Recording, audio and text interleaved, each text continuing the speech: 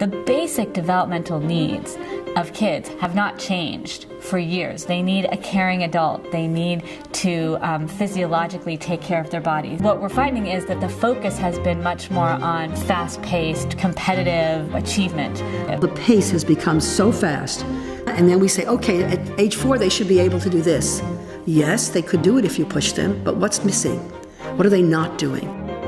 I think there is an excessive emphasis on the importance of getting the best grades. I think that success in life is a function of so many other things. I want to see the creativity. I want to see the problem solving. I want to see that there's more than just, I've got the degree, I went to the good school. A lot of people prepare their kids for what's hyped, right? In terms of, getting a job and making a certain amount of money. And what really, really counts is resilience, creativity, adaptability. And we have to differentiate between building skills and building capacities. Waldorf education builds capacities. The Waldorf philosophy is to start a little bit later. When you don't start kindergartners with reading. Kindergartners should be playing. It engages their visual senses, their fine motor skills, their gross motor skills. It develops their language skills, their social interaction with their classmates. And the freedom to be a child and to think like a child. I wasn't pressured. So we call them paper wasps because they make paper. The teacher is the key. The teacher has to understand the children's development and be able to ask, who are these children in this place and time? We recognize that every grade at each age, there's a different capacity. There's a different developmental stage.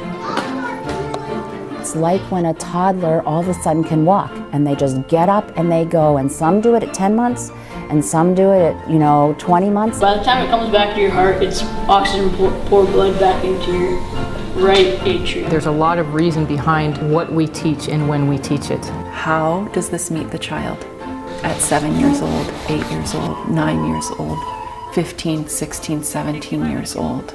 The queen carouses to thy fortune, Hamlet. Oh, wait a hand! Hamlet! Someone really thought about what they're teaching the kids. Take what's in the child, what's naturally growing there, and then draw it out in the way that it can just really flourish. I think for me, the most challenging thing, and I think actually one of the most fundamental things about Waldorf education, is to get out of the intellect and into the imagination. They like to hear stories. They like to draw pictures. They like to sing songs. Waldorf, when we bring phenomena to young children, we bring it in a very rich story way. Through the great myths and fairy tales and legends and biographies to science and nature, so that the child begins to feel, what a place the world is. I'm so happy to know all about it. We think about our minds, our brains, telling our hands what to do, and sometimes that is, of course, the case. But our hands inform our minds, our brains. It's a two-way street. Kids start out with classes like eurythmy, they unicycle, they do balancing, they do climbing, all types of physical activities that increase their coordination and movement. I was able to go through the high school and do 22 hours a week of competitive gymnastics at the same time. And I, kind of ultimately coming out, was able to walk onto the hockey team at Dartmouth. They have exposure, all sorts of exposures through Waldorf, so that they can kind of get a taste for different flavors of things to see what really may pique their interest. It's the doing, the tasting, the creating, the making of the experiment from scratch. It's not getting some pre-boxed thing. Right now they are threshing and winnowing the seeds so that we can replant in the winter and in the spring. It's kind of a practical understanding of a different way of doing things that I think has been lost by mainstream education. That approach to the world, engagement with the world, aliveness in learning is what Waldorf teachers work really, really hard to protect and keep at the center of what we're doing.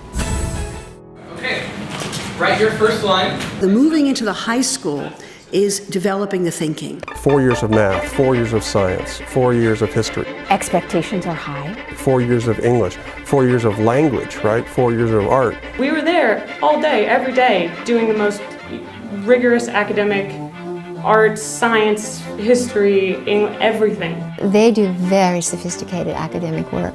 So we're going to start with the E. coli cells, then we're going to add the DNA. A lot of people have this idea that Waldorf's not very strong in the math and sciences. That's just a superstition.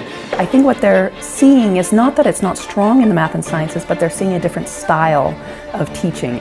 And we teach them science. It also teaches them about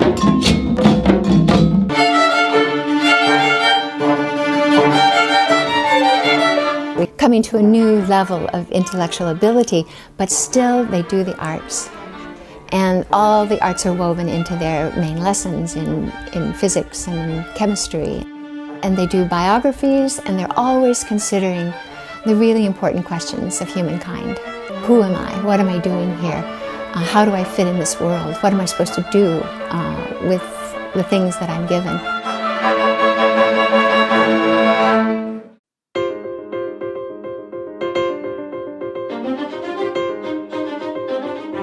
You can think about drawing something out on a piece of paper, painting something, sculpting something. And when you can really vision what you want your essay, what you want your math equation to look like, it helps you really actually comprehend, I think, the material much better.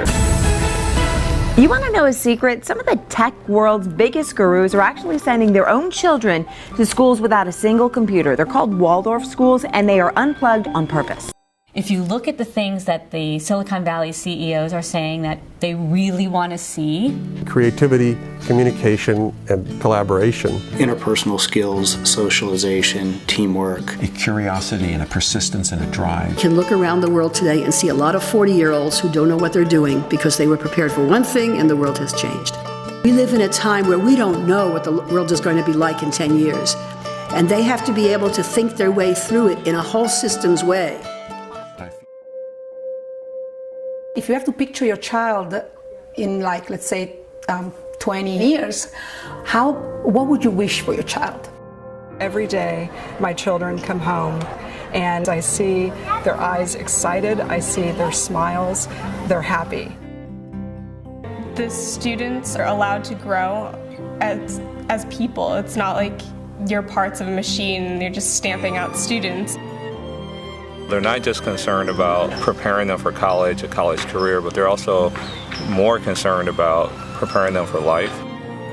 If I had to simplify Waldorf, it would probably be that they teach you how to learn.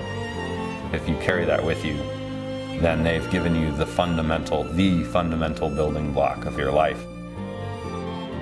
In the long run, you want a healthy, happy 35-year-old, and no one's going to remember what your fourth grader gets in math. The older I get, the more I realize how difficult life can be sometimes. And if you're well adjusted, you're able to deal with the hurdles and both the good and the bad. Rudolf Steiner said, our task in Waldorf education is to prepare the children for the next stage of their life. That's our job. And so they become a truly actualized adult that can do what they're meant to do in the world.